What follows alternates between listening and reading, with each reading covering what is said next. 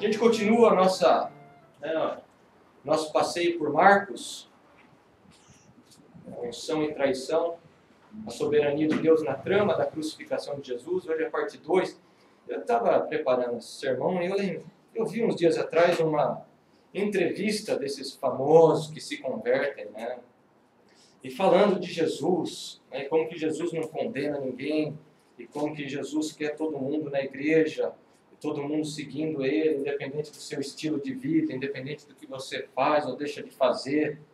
Eu falei, nossa, como as pessoas não conhecem a Jesus. E não querem. Eles tentam ignorar o máximo possível desse Jesus da Bíblia. Agora que você pega o Jesus das Escrituras, você vê que não é bem assim, né? Aceitando todo mundo do jeito que está e fica do mesmo jeito. Se é homossexual, mantenha seu homossexualismo. Se você usa droga, continua usando droga. Se você tem 3 esposas, continua... Não é isso que Jesus ensina, não é esse o estilo de vida dele. Pelo contrário, João 6, ali a gente tem um relato de Jesus, bem interessante, João 6, versículos 60 e 66. Você vê como que as palavras de Jesus eram duras e muitas vezes inaceitáveis aos homens. João 6, versículos 60 e 66 diz assim: ao ouvirem isso, muitos dos seus discípulos disseram: dura é essa palavra, quem consegue ouvi-la? Porque Jesus estava falando o quê? De participar dos sofrimentos dele, comer da carne dele, tomar do seu sangue. E o pessoal, não consigo, essa palavra é muito dura. E o versículo 66, olha o que diz. Daquela hora em diante, muitos dos seus discípulos voltaram atrás e deixaram de segui-lo. Por quê? Porque ele falava a verdade, Jesus falava a verdade é como luz no coração daqueles homens, né? E quando a luz brilha, ela incomoda, porque ela mostra os nossos pecados, mostra a escuridão, né? Isso que acontece. Só tem 2 reações quando a luz de Jesus, o Evangelho, brilha no nosso coração. Ou a gente odeia e rejeita, não quer, né? Por quê? Porque revela as trevas. É isso que João fala, João 3, olha só, João 3, versículos 19 e 20. Este é o julgamento, a luz veio ao mundo, mas os homens amaram as trevas e não a luz, porque as suas obras eram más. Quem pratica o mal odeia a luz e não se aproxima da luz, temendo que as suas obras sejam manifestas. Então essa é a reação. Você tem 2 reações quando a luz de Jesus brilha. Você rejeita, como Jesus mesmo diz, ou você aceita. Percebe que é tudo graça, tudo dependência dele. Isso que Jesus continua, capítulo 3, João, versículo 21. Mas quem pratica a verdade vem para a luz, para que se veja claramente que as suas obras são realizadas por intermédio de Deus. As pessoas hoje elas gostam de está no meio termo. Eu gosto de Jesus. As pessoas acham que tem campo neutro com Jesus. Ter ele como um grande mestre de ética, de filosofia. Está no meio termo. Mas não ter Jesus como Senhor, não. Não vamos lá, ele como Senhor, Deus, isso aí também não. Você vê muito disso hoje em dia. As pessoas estão achando que pode ficar no meio termo com Jesus. No meio de campo ali. Jesus mesmo que disse, olha só, Mateus 12:30. Mateus 12:30. Não tem como permanecer neutro com Jesus. Não tem como você estar, meio termo com Jesus. Só tem 2 reações para com a luz. Aquele que não está comigo está contra mim. E aquele que não ajunta comigo, espalha. As pessoas acham que podem ficar no meio, ter Jesus ali, neutro. Não, só tem 2 reações quando a luz do Evangelho brilha. Rejeição, humilhação e se prostrar e aceitar. É interessante, né? As pessoas têm Jesus, esse Jesus que hoje em dia é pregado como que aceita tudo, né? Tudo está bem, não tem problema de nada. Estava pensando, Jesus é com certeza o nome que mais traz divisão na história da humanidade. Ninguém traz mais divisão do que Jesus. E ele mesmo disse isso. Mateus 10, olha só o que Mateus 10 diz, versículos 34 e 39. Ele prometeu trazer divisão. Não tem essa aqui com ele.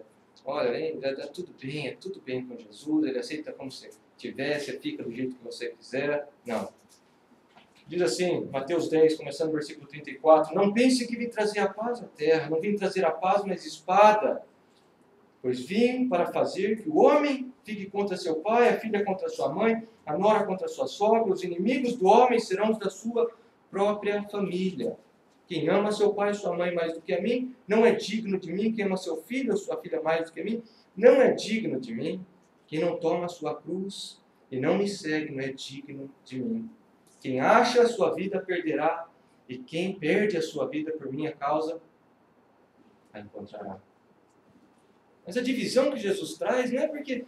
Eu já vi uma seita, lembro nos Estados Unidos, um caso de uma família, que a seita era porque eles tinham essa passagem compreendida errado, como se Jesus fosse um ser rancoroso e quisesse só dividir. Né? Não, Jesus é um ser rancoroso, sem amor, é por isso que ele traz divisão. Não, é o oposto. Ele traz divisão porque ele é totalmente amor, e por ser totalmente amor, ele fala a verdade. E o que acontece quando a verdade é proclamada? É aquilo que a gente viu, tem duas reações.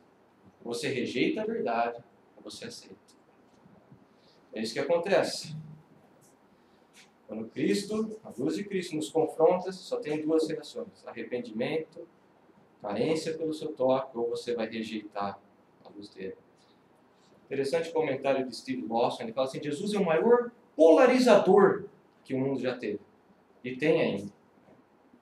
Polarizador é alguém que traz posições extremas. Polarizar é trazer polos extremos. É exatamente isso que Jesus faz. Quanto mais somos expostos a Jesus e aos seus ensinos, mais somos atraídos a Ele, ou mais sentimos ressentimento e desprezo por Ele. Que a gente possa checar o nosso coração, porque a história que a gente vê hoje, Marcos 14, do versículo 1 a 11, é exatamente isso. É como que Jesus só traz dois tipos de reações. Ou a pessoa se prostra e se humilha e aceita Ele como Senhor, ou aos poucos a pessoa vai rejeitando mais e mais. Marcos 14, do versículos 1 a 11. É isso que a gente vai ver hoje. Exatamente isso, como são os dois polos extremos que Jesus traz, não tem meio termo. Você pode achar, tem gente que parece estar no meio, ele parece gostar de Jesus. Não. Na verdade, o coração está ficando cada vez mais duro, cada vez mais hipócrita. É isso que vai acontecendo. Vamos lá, Marcos 14. Marcos 14, vamos ler dos versículos 1 a 11. Faltavam apenas 2 dias para a Páscoa e para a festa dos pães sem fermento. Os chefes dos sacerdotes e os mestres da lei estavam procurando um meio de flagrar Jesus em algum erro e matá-lo. Mas diziam, não durante a festa, para que não haja tumulto entre o povo. Estando Jesus em Betânia, reclinado à mesa, na casa de um homem conhecido como Simão, leproso, aproximou-se dele certa mulher com um frasco de alabastro, contendo um perfume muito caro, feito de nardo puro. Ela quebrou o frasco e derramou o perfume sobre a cabeça de Jesus. Alguns dos presentes começaram a dizer uns aos outros, indignados, por que esse desperdício de perfume? Ele poderia ser vendido por 300 denários e o dinheiro ser dado aos pobres, e a repreendiam severamente. Deixem-na em paz, disse Jesus, por que a estão perturbando? Ela praticou uma boa ação para comigo, pois os pobres vocês sempre terão com vocês e poderão ajudá-los sempre que o desejarem, mas a mim vocês nem sempre terão. Versículo 8. Ela fez o que pôde, derramou perfume em meu corpo, antecipadamente preparando para o sepultamento. Eu lhes asseguro que onde quer que o evangelho for anunciado, em todo mundo também, o que ela fez será contado em sua memória. Versículo 10. Então Judas Iscariotes, um dos 12, dirigiu-se aos chefes dos sacerdotes, a fim de lhes entregar Jesus. A proposta muito os alegrou e lhe prometeram dinheiro. Assim, ele procurava uma oportunidade para entregá-lo. Vamos orar e a gente continua aqui. Pai, eu quero agradecer por esse tempo tão precioso em que a gente pode se reunir, louvar o Senhor, principalmente agora que a gente olha para a sua palavra. Peço que o Senhor venha estar confrontando os nossos pecados, nos confortando, nos salvando, nos santificando, Senhor. Me ajuda a ser um servo fiel em proclamar a sua palavra. Que o Senhor abençoe os corações, os ouvidos, que a gente possa ter ouvido para ouvir e colocar em prática, Senhor. Em nome de Jesus. Amém. Amém. Eu dividi o texto em seis partes. A conspiração, versículos 1 e 2.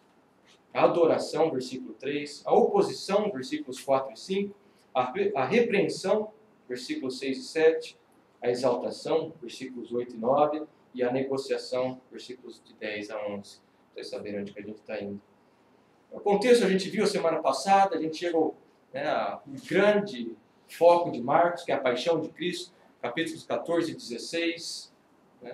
Toda a entrada dele em Jerusalém, começando no capítulo 11, todo o problema que ele teve no templo, culminando no discurso dele no capítulo 13, e agora a gente entra no capítulo 14. Lembrando que o capítulo 14, isso aí é importante, ele não tem uma ordem cronológica, uma ordem temática. Tá? Porque dos versículos de 3 a 9, esses eventos ocorreram no sábado. Isso aí ocorreu no sábado. João nos diz que foi no sábado, não foi na quarta-feira, como no versículo 1 e 2. Marcos coloca essa história ali exatamente para isso, para mostrar como que Jesus é o grande polarizador, dois extremos que ele traz. Então, vamos lá. A conspiração, a gente vai dar uma revisada. Semana passada a gente focou na ação dessa mulher. Acho que valeu a pena ter passado um sermão todo só falando da ação dela, ação de adoração extravagante. E agora a gente vai pegar todo o contexto e ver toda essa história de uma forma só. Então, vamos lá, conspiração, versículos 1 e 2. Olha lá, versículo 1. Faltavam apenas 2 dias para a Páscoa e para a festa dos pães sem fermento. Isso é importante, que ele está dando um contexto histórico de onde que eles estão. Em Jerusalém, prestes a celebrar a Páscoa, a maior festa dos judeus. Que eles tinham outras 2 festas, Pentecostes e Tabernáculos. Essas 3 festas eram as grandes festas deles, mas a Páscoa era a mais importante. Era celebrado no dia 14 de Nissan, e depois de um tempo foi passado do dia 14 e dia 15. E logo em seguida já entrava a festa dos pães sem fermento, que era mais 7 dias de festa. Então você tinha uma semana toda de festa. Então é isso que Marcos está falando aqui. Faltavam apenas 2 dias para a Páscoa. Quer dizer o quê? Eles estão na quarta-feira, dia 13 de Nissan, e o tempo está próximo. O tempo está bem próximo. Ele continua, olha lá, faltavam apenas 2 dias para a Páscoa e para a festa dos pães sem fermentos, e agora a gente conhece os primeiros personagens dessa trama toda. Os primeiros personagens. Olha lá, os chefes dos sacerdotes e os mestres da lei estavam procurando o meio de flagrar Jesus. Então a gente encontra os primeiros personagens. Lembra que eu falei domingo passado? É com uma trama, e a gente vai vendo os personagens das histórias aqui. E esse primeiro personagem de extrema importância é o Sinédrio, a liderança religiosa de Israel. Mateus tem um relato interessante, que é um relato paralelo. Olha o que Mateus fala. Mateus 26, 3. Naquela ocasião, os chefes dos sacerdotes e os líderes religiosos do povo se reuniram no palácio do sumo sacerdote, cujo nome era Caifás. Eles estão no palácio do sumo sacerdote. O que eles estão fazendo lá? Conspirando. Olha só. Então a primeira aí é a conspiração dos inimigos de Jesus. Olha o que diz o versículo 1 ali. Os chefes dos sacerdotes e os mestres da lei estavam procurando um meio de flagrar Jesus em algum erro e matá-lo. Essa NVI, Almeida Corrigida, fala assim: e os principais dos sacerdotes e os escribas buscavam como prenderiam com dolo e os matariam. A gente viu que dolo é a palavra grega, doló, que a gente tem hoje em dia, quem estuda direito, as coisas sabem, né? Algo doloso, com intenção. A palavra grega era simbolizada tipo uma isca de peixe para pegar, enganar a pessoa, exatamente isso o sentido. É isso que eles estão conspirando. É como pegar Jesus, como estão tramando, estão no palácio do sumo sacerdote, conspirando contra Jesus. E daí a gente entra para a segunda conspiração. Então primeiro você tem a conspiração dos inimigos de Jesus, e agora você tem a conspiração do Pai de Jesus. Olha o versículo 2. Isso não passe desapercebido. Mas diziam, não durante a festa, para que não haja tumulto entre o povo. Olha que interessante. A gente viu, a Páscoa reunia milhares de pessoas, mais de 500 mil pessoas em Jerusalém para celebrar a Páscoa. Era o tempo que estava todo mundo reunido ao redor do templo. E, historicamente, você tem relatos de a hora que o pessoal se levantava para se opor quanto ao que estava acontecendo. Então eles estão com medo disso, exatamente disso. Eles estão com medo de tentar matar Jesus na Páscoa e o quê? Ressurreição, não dá certo, os romanos entrarem, pararem com tudo, então esse que é o medo deles. Não vamos matar Jesus na Páscoa. Isso aí a gente não pode isso. E aí que a gente encontra aqui o diretor dessa trama toda. Quem que é? Deus. Exatamente. O majestoso diretor, orquestrando tudo. O que os líderes religiosos querem? Eles querem matar Jesus, mas não na Páscoa. Mas o que o diretor já decidiu? Que é na Páscoa. É na Páscoa, tem que ser na Páscoa. Apocalipse 13:8. Todos os habitantes da terra adorarão a besta, a saber, todos aqueles que não tiveram seus nomes escritos no livro da vida, do Cordeiro que foi morto desde a criação do mundo. Como o Cordeiro Pascal já estava pré-estabelecido isso. Data que ele ia morrer, tinha que morrer ali. Então, enquanto os personagens são importantes, a gente vai ver cada personagem, você não pode esquecer do diretor. É ele que está orquestrando todas as coisas. Tá? Olha lá. Mas diziam, não durante a festa. Né? Quando que Jesus morreu? Na festa. Então você vê a soberania de Deus. O diretor, é ele que vai orquestrar tudo. Não são os homens. Provérbios 19:21. Muitos são os planos no coração do homem, mas o que prevalece é o propósito do Senhor. Exatamente isso. Estão cheios de planos, mas o que prevalece é o propósito do Senhor. Ou como a gente viu o Salmo 2, né? É o grande cumprimento aqui do Salmo 2. Olha só, Salmo 2, começando no versículo 1. Porque se amontinam as nações e os povos tramam em vão. Os reis da terra tomam posição e os governantes conspiram unidos contra o Senhor e contra o seu ungido. E dizem, passamos em pedaços suas correntes, lancemos de nós as suas algemas. Olha o versículo 4. Do seu trono nos céus o Senhor põe-se o quê? A rir e caçoar e a zombar deles. É exatamente isso que está acontecendo. Eles estão no palácio do sumo sacerdote, cheios de plano. Não, a gente não vai matar Jesus na Páscoa. E o Senhor está no seu trono, o quê? Rindo deles. Rindo. Por quê? É Ele quem orquestra tudo. É Ele quem decide, no fim. A gente vê a soberania de Jesus aqui. E não tem como se negar que o grande diretor, o majestoso diretor, quem põe tudo em ordem, todos os detalhes da morte de Jesus, não tinha homem que ia conseguir fazer isso. Na quarta-feira eles não querem matar Jesus, na sexta-feira eles estão matando Jesus, na hora que os cordeiros eram mortos, e no domingo Jesus está ressurgindo dos mortos. Você não tem como não ver a mão de Deus aqui. Isso que a Bíblia fala toda hora, a soberania de Deus. O que muitos querem argumentar, isso que acontece, muitas pessoas sempre querem discutir sobre a soberania de Deus, até onde Deus é soberano. A Bíblia não discute isso. A Bíblia usa a soberania de Deus como que para a gente adorar, é motivo de adoração, não ficar discutindo. Ele é soberano e ponto, é isso que a Bíblia fala. Então o tempo de tudo está nas mãos do nosso Deus, isso que é o grande detalhe, né, dessa passagem para mim. Eles estão tramando matar Jesus, mas não na Páscoa. Aí você tem o Pai, e a trama dele já está toda feita. Vai ser na Páscoa. J.C. Ryle, ele fala assim, que os crentes descansem sobre o pensamento de que todas as coisas foram ordenadas por um Deus todo sábio, visando o nosso bem. E não duvidem que todas as coisas no mundo, ao redor deles, estão contribuindo conjuntamente para a glória do Pai Celeste. Então, primeiro a gente tem a conspiração dos inimigos, a conspiração de Deus, já está programado. Então, agora a gente parte para a adoração. O grande contraste, versículo 3. Versículo 3. Estando Jesus em Betânia, lembrando que isso aí ocorreu no sábado. Betânia, a gente viu no mapa, aproximadamente 4 quilômetros de Jerusalém. O pessoal, era tanta gente em Jerusalém que eles não tinha lugar para ficar todo mundo em Jerusalém. Então eles tinham que ficar nas cidades ao redor de Jerusalém. Por isso você tem Betânia, Bethpagé, todas as cidadezinhas ali que hospedavam as pessoas, porque não tinha espaço. E Betânia é de extrema importância na vida de Jesus, porque é a casa, é onde fica a casa de Marta, Maria e Lázaro, os grandes amigos de Jesus. É de extrema importância esse lugar, é ali que Jesus está. E diz que ele estava em Betânia, olha só, reclinando à mesa, na casa de um homem conhecido como Simão. Segundo personagem da história. Primeiro, os inimigos, agora um novo personagem, Simão. Que Simão que é, a gente não sabe. Tinha tanto Simão naquela época, era o nome, provavelmente um dos nomes mais comuns naquela época.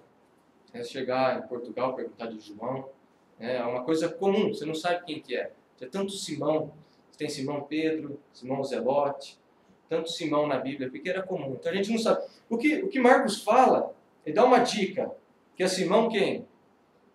O leproso. Então provavelmente ele não é mais leproso, porque leproso não ia poder ter uma festa, o pessoal não ia estar perto dele. Provavelmente esse cara ele era um leproso e foi curado por Jesus. É o que a gente imagina dessa história. E o que? E agora ele está recebendo Jesus na casa dele. Alguns comentaristas creem que Simão era o pai de Lázaro, Maria e Marta, mas nada é comprovado. Tá? Tem muita gente que acha que ele era. Eles acham que Jesus está na casa de Maria e Marta e Lázaro aqui. Não dá para saber. O que é importante é o contraste. Os líderes religiosos, onde que eles estão? No palácio. No palácio do sumo sacerdote, conspirando contra Jesus. E aqui você tem o contraste desse desprezado Simão, um ex-leproso. Você tem uma festa ali com Jesus, eles honrando e glorificando Jesus. Você tem as pessoas no palácio, as pessoas importantes, tramando como matar Jesus. E aqui você tem esse contraste, pessoas na casa de um desprezado. E agora a gente entra para a terceira personagem. Olha só. Estando Jesus em Betânia, reclinado à mesa, na casa de um homem conhecido como Simão, leproso, aproximou-se dele certa mulher. Terceiro personagem da história, certa mulher. Marcos não fala quem é essa mulher, mas João nos diz. João 12 fala quem que é essa mulher. Quem que é? Maria. É a Maria, irmã de Marta, irmã de Lázaro.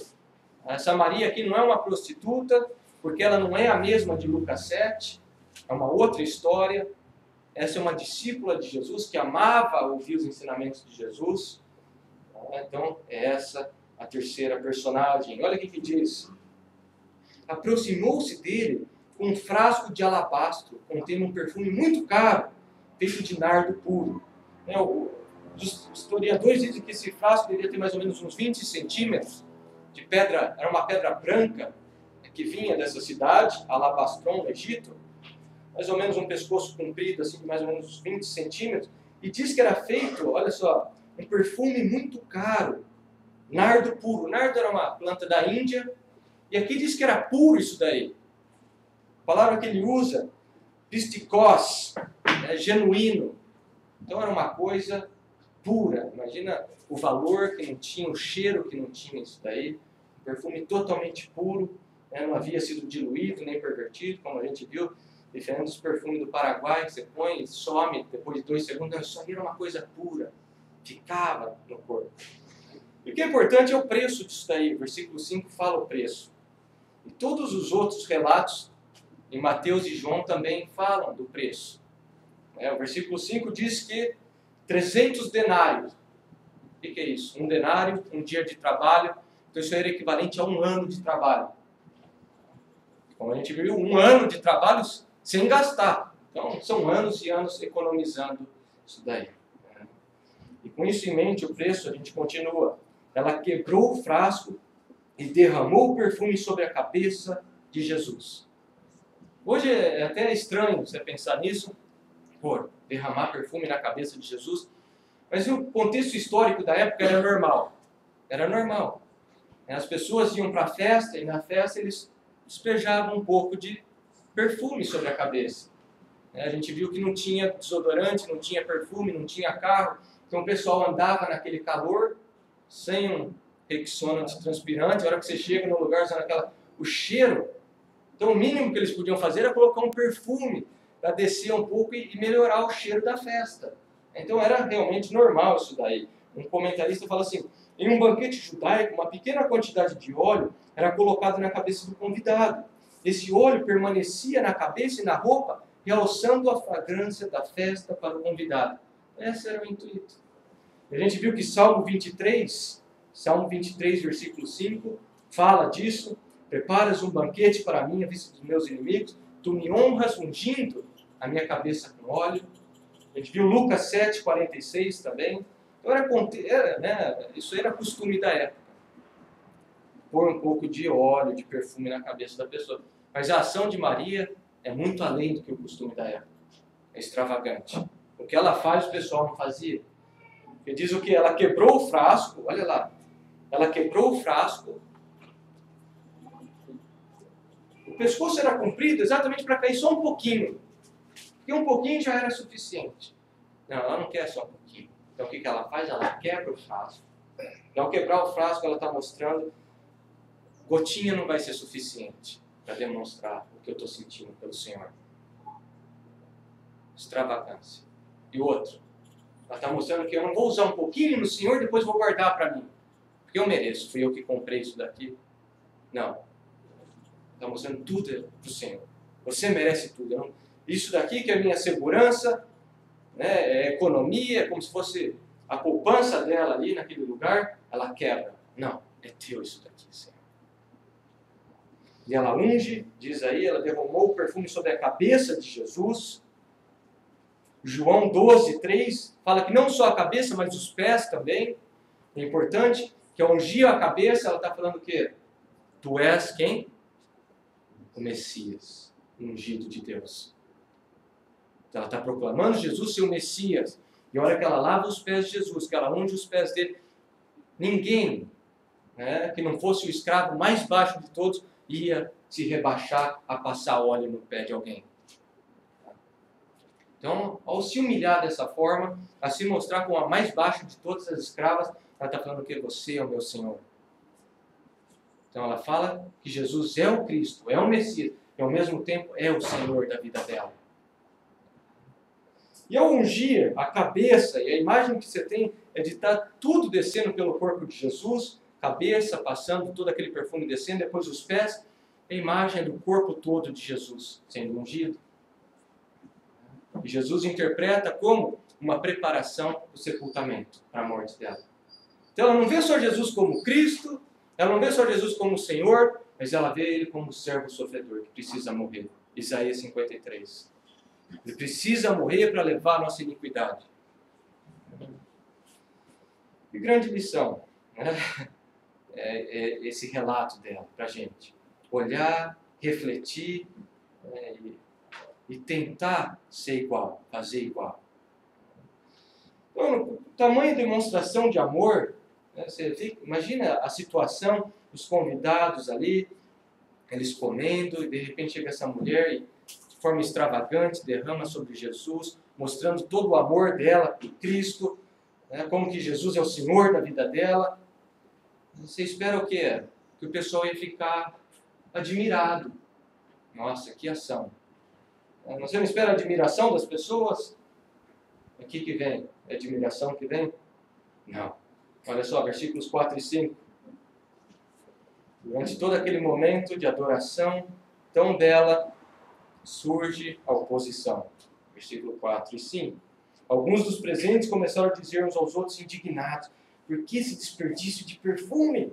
Ele poderia ser vendido por 300 denários e o dinheiro dado aos pobres. E a repreendiam severamente.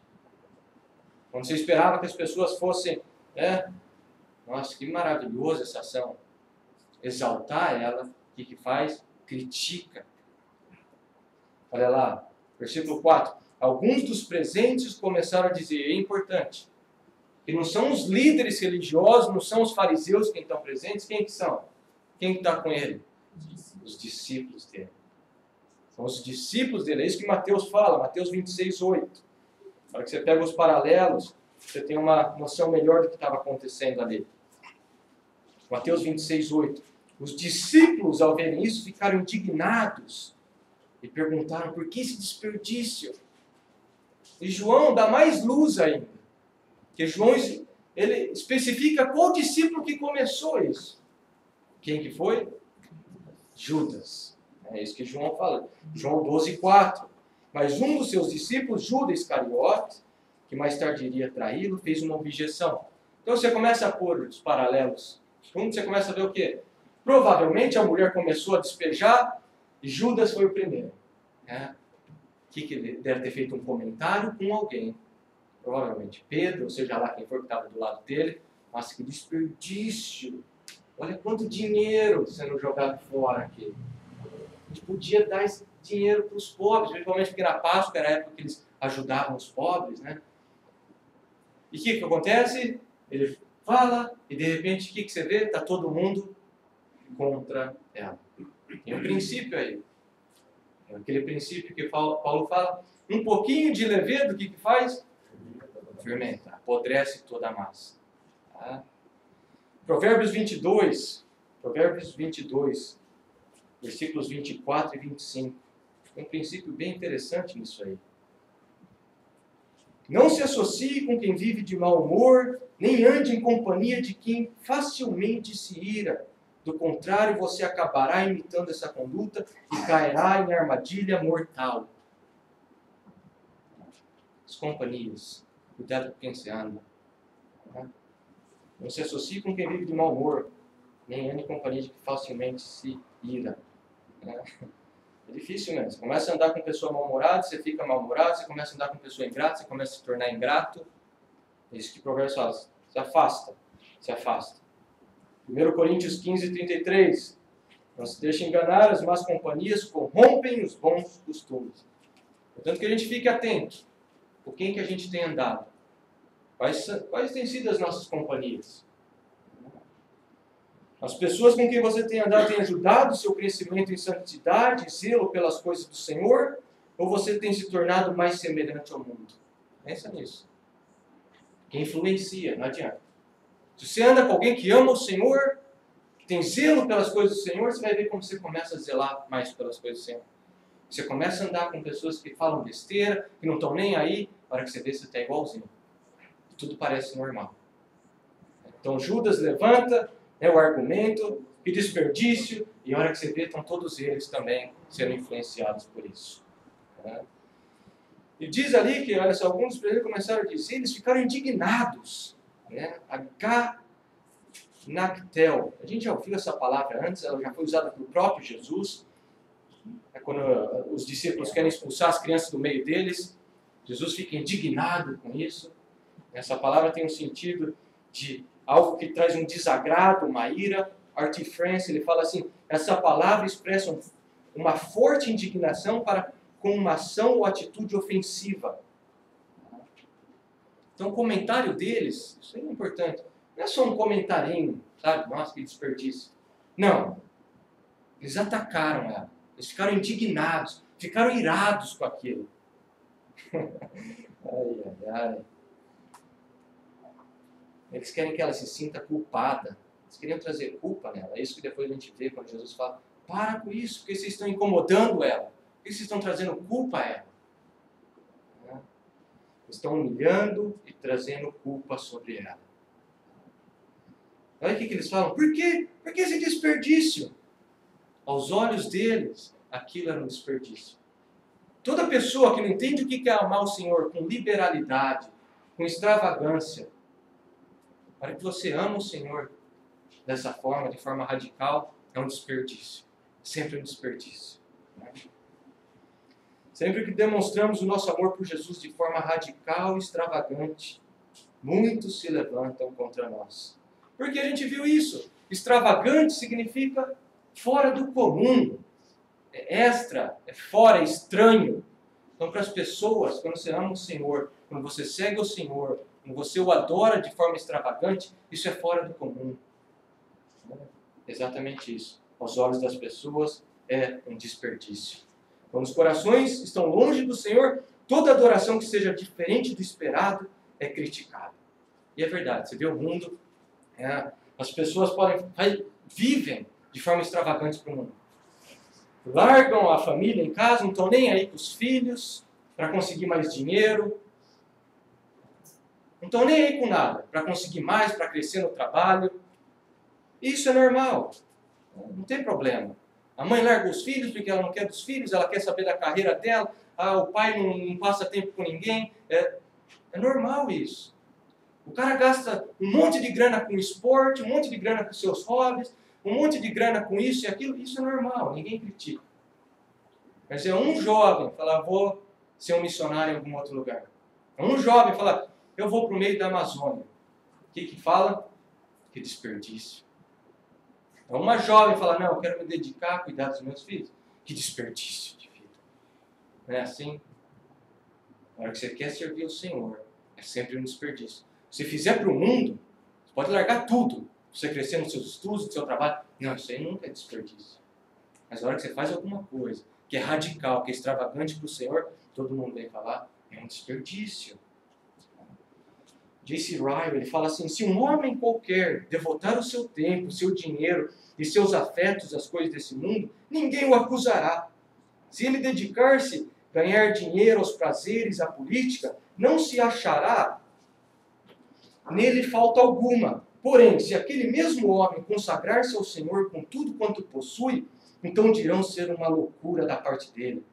Ele está fora de si, ele perdeu o juízo, ele não passa de um fanático, ele é um extremista. Em suma, eles reputarão a atitude de tal pessoa como desperdício. Exatamente assim. Então que as críticas, quando você adorar o Senhor, né, de forma extravagante, as pessoas criticarem pelo seu estilo de vida, é normal, tá? Que não te perturbe isso. John, tem um livro bem interessante aqui atrás, na biblioteca, Completando as Aflições de Cristo, e lá fala sobre um missionário, John Patton, né, nas Ilhas Hébridas. Bem interessante a história dele. Quando ele foi para as Ilhas Hébridas, ele recebeu várias palavras de encorajamento, né, das pessoas, sendo sarcástico, as palavras criticando ele. Né. Um dos pastores do concílio, quando ele avisou que ele estava indo para as Ilhas Hébridas, disse assim, os canibais, você será comido pelos canibais. Um dos professores dele, ele também dava aula na faculdade, disse assim, você vai desperdiçar sua vida entre os canibais. É isso que falaram para ele. Um desperdício. Exatamente isso. Quando você vai fazer alguma coisa extravagante, o Senhor, radical, o Senhor, quando você quer viver de forma radical, as pessoas veem como desperdício. Que a nossa resposta seja como a dele. Olha o que ele fala para aquele cara, o pastor que disse, os canibais, você será comido pelos canibais. Olha o que ele diz para ele. Senhor Dixon, agora o senhor já tem uma idade avançada e seu prospecto é logo estar deitado no túmulo para ser comido pelos vermes. Confesso ao Senhor que se eu puder viver e morrer servindo e honrando ao Senhor Jesus, não fará diferença se serei comido por canibais ou vermes. Meu corpo levantará tão íntegro quanto o seu na semelhança com o nosso Redentor ressurreto. Exatamente isso. Nossa resposta seja como a dele. E as pessoas vão criticar. Criticam. Tá? Jesus prometeu isso. A gente viu o capítulo 10, versículo 30. Quem seguir Jesus vai ter pai, mãe, irmão, propriedades e o quê? Perseguição. Com todas essas coisas. E o que muitas vezes acontece é que a crítica vem de pessoas que você menos espera. O que aconteceu aqui? Você acha que é esperar dos discípulos de Jesus isso? O que aconteceu com Maria? E das pessoas que ela menos esperava. Aqueles que deviam ter se alegrado com a atitude dela, o que fizeram? Ficaram indignados com isso. Então, às vezes, você vai ser criticado por pessoas próximas e que você não esperava. A história aqui nos deixa uma informação bem importante.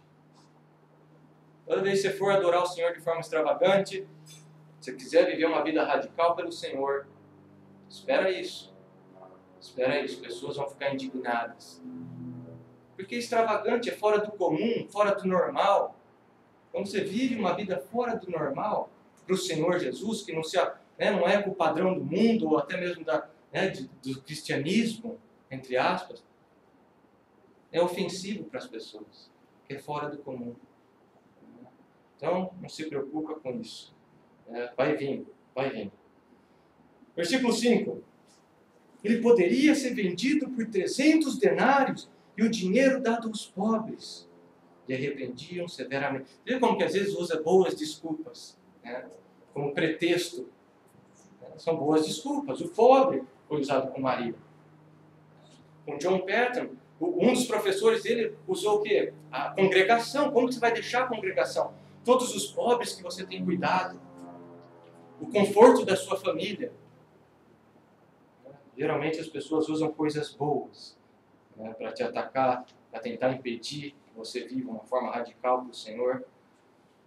O inimigo usa tudo o que ele pode para tentar parar ou trazer acusações contra você quando você age com liberalidade e radicalismo para com o Senhor Jesus. E quantas vezes nós mesmos não damos boas desculpas para não ser mais liberal, ser mais radical com o Senhor Jesus. João 12 nos diz qual que era o motivo por detrás do coração de Judas. Ele não estava preocupado com os pobres. Era a ganância dele, ele queria aquele dinheiro. Ele não estava preocupado com pobre nenhum.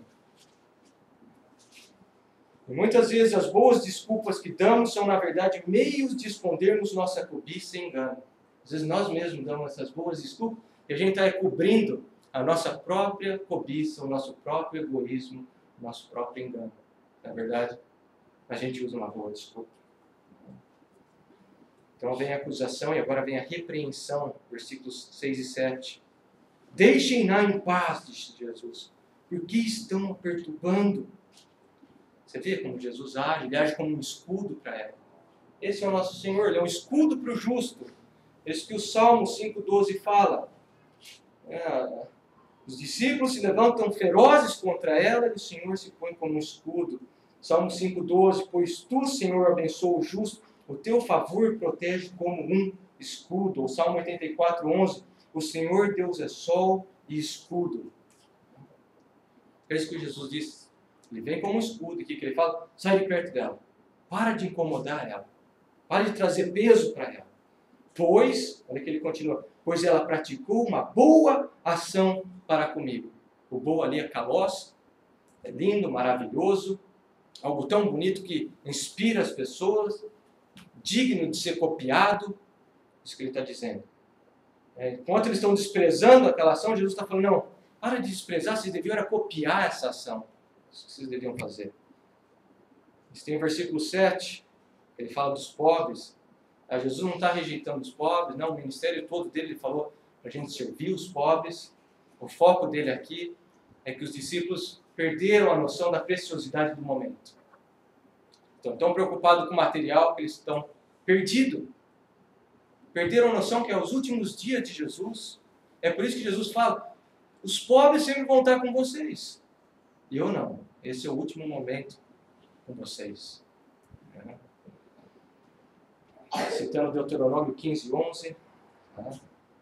Esse é o intuito de Jesus. Ele não está condenando dar, ele fala para dar, mas não ali naquela hora. Naquela hora ela fez uma ótima ação. Ela entendeu o que vocês não entenderam. Tanto para aqueles que acham que Jesus pregava socialismo e comunismo. Não, o pobre sempre vai estar com você. Não. Socialismo e comunismo, acham que eles vão acabar com a pobreza. Nem acho que Jesus ensinou isso. Não. Jesus sabia que o pobre sempre vai estar com você. Ele repreende sem medo. Ele não só exorta, mas ele exalta. Versículos 8 e 9. A exaltação. Ela fez o que pôde, derramou perfume em meu corpo antecipadamente, preparando para o sepultamento. Eu lhes asseguro que onde quer que o evangelho for anunciado, em todo o mundo, também o que ela fez será contado em sua memória. Ele não age só como um escudo. Ele a levanta, ele honra ela na frente dos seus inimigos. Provérbios 29 e 23. Provérbios 29 e 23. O orgulho do homem humilha, mas o de espírito humilde obtém honra. E ela é tão honrada que Jesus fala que a ação dela é um marco na história do Evangelho. Onde o Evangelho for pregado, vai ser contado essa história. Imagina? Que lindo. Olha o que ele fala. Ela fez o que pôde. Ela fez o que pôde. Alguns têm mais, outros têm menos. Queridos, no fim do dia, o que a gente precisa ouvir do nosso Senhor é exatamente isso. Independente de quanto você tem, você fez o que pôde. Se a gente colocar nossa cabeça no travesseiro à noite, a gente reflita nisso. Será que o Senhor possa falar exatamente isso? Você fez o que pôde. Com o seu tempo, no seu trabalho, na sua diversão, na sua família. Você fez o que você pôde para me glorificar. É isso que a gente precisa ouvir. O oposto dessas palavras o que a gente vê na parábola dos talentos. Servo mau e negligente. Porque não fez o que pôde, o que foi dado pelo Senhor. Tanta gente gostaria de ouvir, né, um elogio. Eu adoraria ouvir um elogio desse do nosso Senhor. Imagina, momento histórico. A questão que fica, quem que tem a coragem, a ousadia de adorar o Senhor de forma extravagante como ela? Porque é fácil você querer ser honrado pelo Senhor, mas a questão é a gente tem se humilhado diante dele. Ele tem levantado o nome dele. A gente quer a honra, a gente quer a glória. Como os discípulos, geralmente a gente não quer passar pela humilhação, né, se pôr embaixo. Ryan fala assim: façamos uma auto-aplicação dessa passagem, que todos nós, como aquela santa mulher, dediquemos a nós mesmos e a tudo que temos a glória de Cristo. Nossa posição no mundo pode ser humilde. Os nossos meios para sermos úteis podem ser escassos. Mas tal como aquela mulher, façamos tudo o que pudermos. Amém? Você tem um grande contraste ali. Né? Uma mulher totalmente desprezada, rejeitada, né? Não sendo uma dos 12, ela entende quão precioso é aquele momento. Diferente daqueles 12, passaram o tempo todo com Jesus. Então ela vem, ela unge o Senhor. Diferente de Pedro, que repreende Jesus, quando Jesus fala que vai ser morto, essa mulher não, ela prepara o corpo de Jesus para ser morto. Ela sabe da importância que é. Aquilo que a gente viu no começo, polarizar, os dois extremos. Você tem Judas e você tem Maria. Os dois passaram tempo com Jesus. Uns querem adorá-lo, outros querem matá-lo, rejeitá-lo. Enquanto Maria prepara o corpo de Jesus para o sepultamento, através da fé e amor para com Jesus, Judas prepara a crucificação de Jesus, através da cobiça e incredulidade. Mas está vendo o contraste? Por isso que agora entra a história de Judas. Uma preparando o corpo dele, o seu sepultamento, com toda a fé, com todo amor, com todo carinho, com toda extravagância. E agora você tem Judas, preparando Jesus para a morte dele, com cobiça, com egoísmo, com ódio. A gente entra na negociação. A negociação. Versículos 10 e 11. Então Judas Iscariotes, um dos 12, para ali, esse é o quarto personagem da trama. A Judas Iscariotes, de onde ele era. Olha como Marcos define ele, um dos 12, para mostrar o quê? O grande privilégio que esse homem teve. Ele dormiu, ele ministrou, ele comeu, ele orou, o tempo todo com Jesus. 24 horas por dia, durante 3 anos ao lado de Jesus. Esse é o privilégio que ele teve. Isso nos mostra que você pode passar 24 horas por dia, ouvindo louvor, escutando a palavra, indo à igreja por décadas, ter um marido ou uma esposa que verdadeiramente ama o Senhor, se autoproclamar um discípulo de Jesus e mesmo assim continuar nos seus pecados e nunca ter sido realmente salvo. É um aviso severo.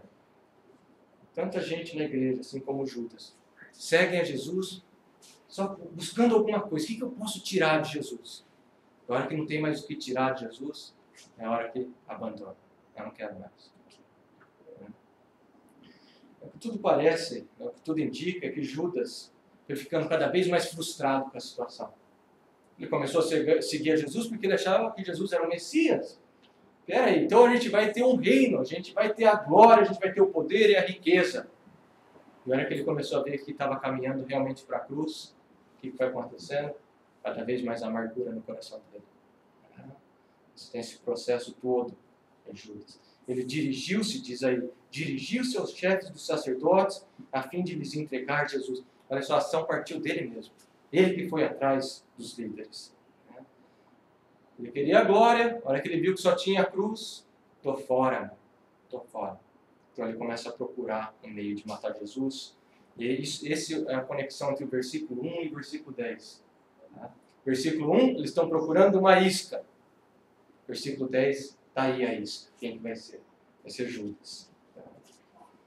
É interessante como que Deus usa a soberania de Deus, todo esse processo, como que Deus usa a vontade satânica de Judas para mudar a opinião dos líderes, porque eles não queriam. Quarta-feira eles não querem. Deus usa a vontade satânica de Judas para mudar tudo. soberania de Deus. É isso que Atos 2, 23 diz. Atos 2, 23. Este homem, falando de Jesus, lhes foi entregue por propósito determinado e pré-conhecimento de Deus, e vocês, com a ajuda de homens perversos, o mataram pregando-o na cruz.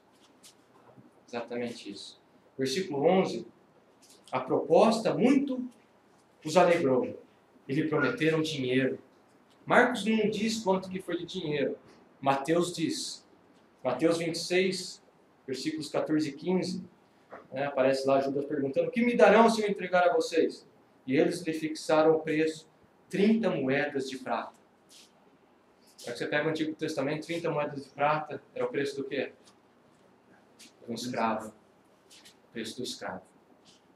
Você tem esse grande contraste. Maria tem ele como Senhor. A liderança de Israel e Judas vê ele como escravo.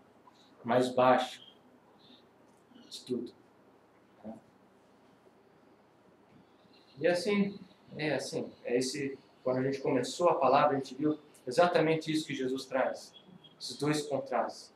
Ou a gente se aproxima dele, tendo ele como Senhor, se humilhando, o adorando, o exaltando, ou mais e mais a gente vai se tornando hipócrita, tendo o nosso coração duro, e não vendo a hora de acabar isso. Hoje a gente sai daqui, você sai daqui como um dos dois personagens. Foi mais exposto à palavra de Deus hoje. Ou você sai daqui amando ainda mais esse Jesus, ou você sai daqui ignorando e rejeitando ainda mais esse Jesus. A minha oração é que você saia daqui amando ele, seguindo o exemplo de Maria, não de Judas. O que a gente pode concluir de tudo isso? Aquilo que a gente começou. Jesus é realmente o maior polarizador.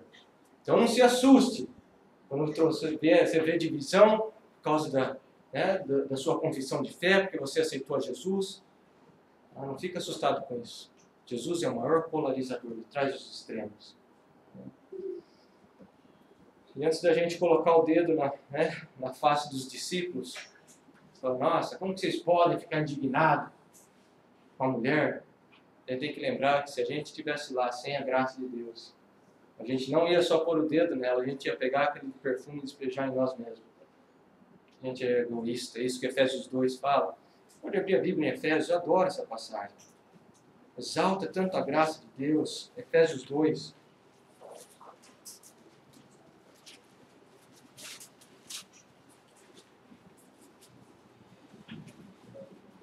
Só pela graça de Deus. Foi o que a gente cantou, foi graça. Só pela graça. A gente pode se chegar a Jesus e despejar sobre ele, não em nós mesmos. O perfume, toda a adoração. Efésios 2, começando no versículo 1. Vocês estavam mortos em suas transgressões e pecados, nos quais costumavam viver quando seguiam a presente ordem desse mundo e o príncipe do poder do ar, o espírito que agora está atuando nos que vivem na desobediência. Anteriormente, todos nós também vivíamos entre eles. Olha lá, como Judas. Era a gente antes da graça de Deus. Satisfazendo as vontades da nossa carne, seguindo seus desejos e pensamentos. Como os outros, éramos por natureza merecedores da ira. Versículo 4, tão importante nessa conjunção contrastiva. Todavia, mas, Deus que é rico em misericórdia, pelo grande amor com que nos amou, deu-nos vida com Cristo quando ainda estávamos mortos em transgressões. Pela graça vocês são salvos.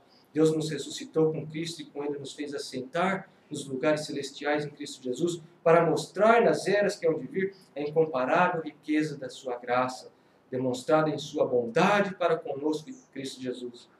Vocês são salvos pela graça, por meio da fé. Isso não vem de vocês, é dom de Deus.